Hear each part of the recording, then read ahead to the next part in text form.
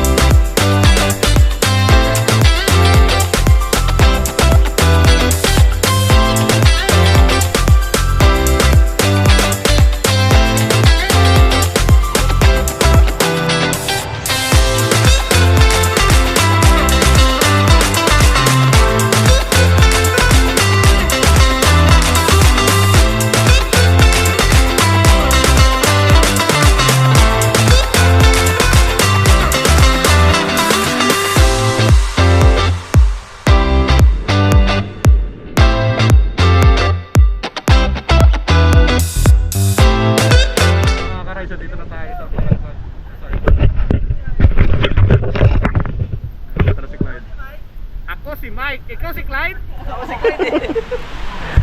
Mga karaysa, dito tayo sa Real Quezon sa Balagbag. Balagbag, ano yan? Seaside. Seaside. So dito tayo mag-spot ngayong gabi.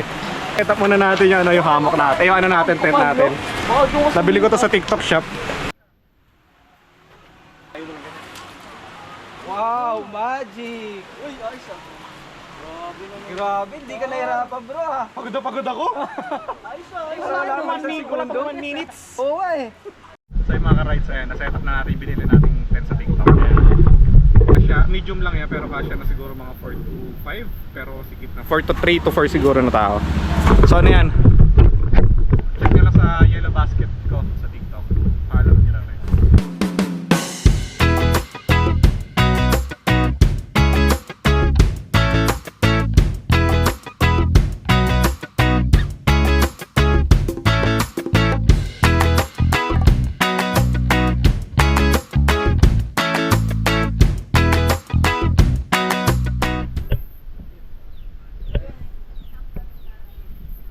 Magkano te? So ito yung nabili namin. Bali, ang nabili namin is halagang 830. So maghahati kami 5 bali, tigwa 1, 60 plus. Tapos nag-decide kami na na lang. Na tig to 200 yung hatian namin para at least doon sa inumin pa. So punta na kami balik na kami doon sa spot namin. Tapos punta na muna kami sa Skyler para makaligo sa ilog. Daming naliligo, gagi. So dinala natin sila dito para at least ma-experience sila yung ganda ng Skyler. Maraming tao ngayon kasi holiday long weekend. So yan. Ligo muna tayo tapos balik tayo sa spot. So wala pa rin kupas dito sa Skyler. Sobrang sarap ng tubig. Hindi siya malamig, di rin siya mainit. So sakto lang. So nag-e-enjoy naman kami dito.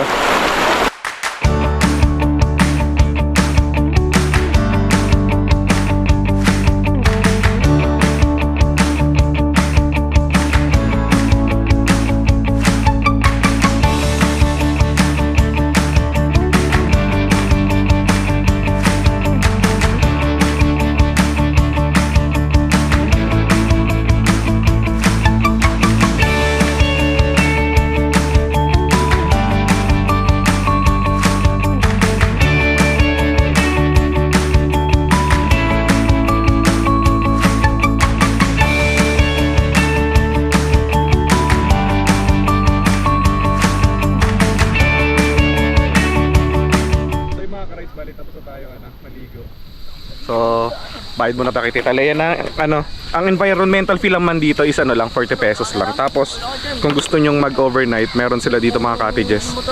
Tapos yung mga basura, pulutin. Tita Lea, salamat po. Balik po kami. Thank you po.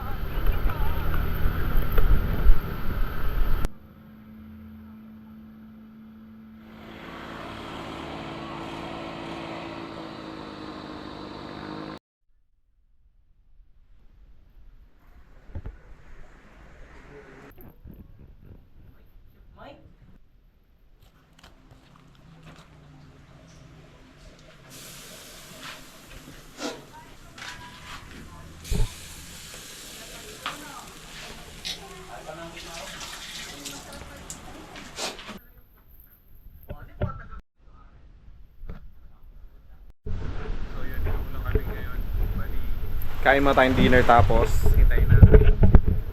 Wala ang ulan. So, ito pagkain natin. Sino gluto? Liempo. Sino gluto? Yun lang. Toyo. Cheers. Saan chef boy? So, kain muna tayo. Uy, So, yung mga ka-rice buddy, dito na tayo sa tent. Pinagyo tayo dito. Ay, ino lang tayo kanina dito. Pero at least, ano na, tuyo na. Kaya balik na tayo sa tent. Tapos, si Onel tsaka si Clyde maghahamok. Tapos, ewan ko si O'Hara ko sa matutulog.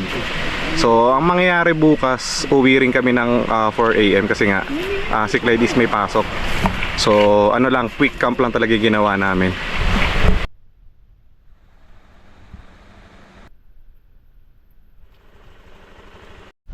So, yung mga ka-rice buddy, ang oras natin ngayon is 5:30 ng umaga.